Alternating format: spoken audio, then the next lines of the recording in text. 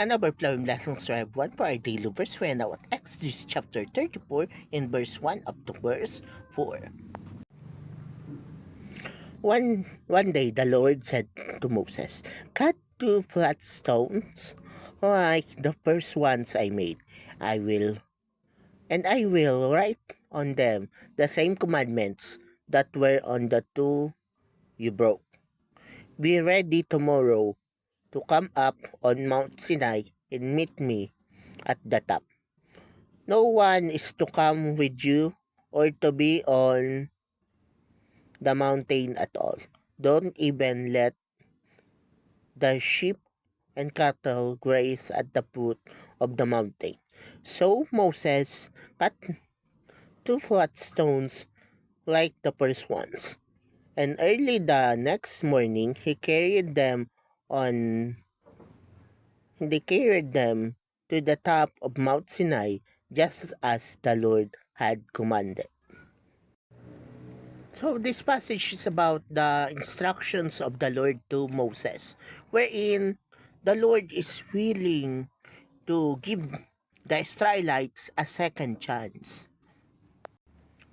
So the Lord told Moses to make uh, 2 tablets of stone, wherein in those tablets the Lord Himself will write down the 10 commandments.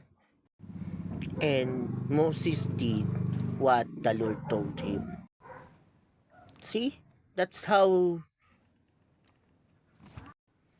loving our God is. He is able and capable of giving the Israelites the second chance to for them to obey His commandments by allowing Moses to do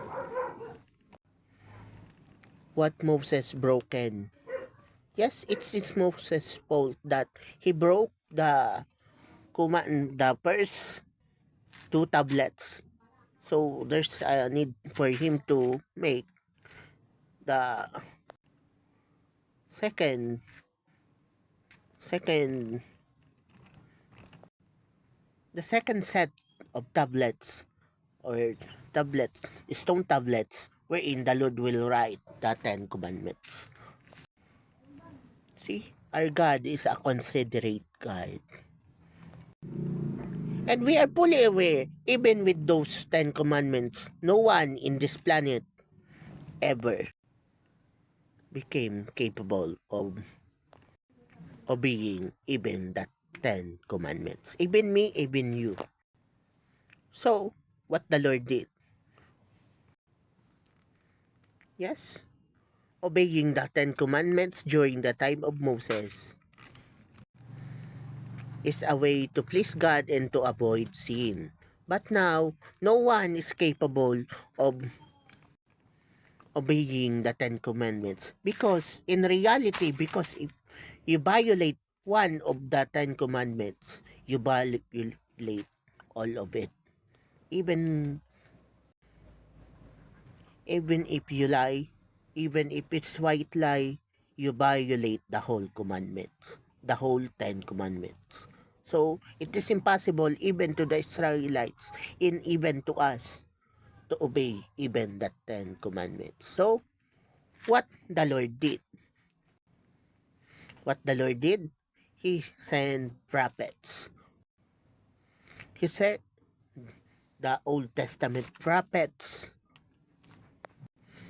for His people and for the nation of Israel to repent and to serve Him.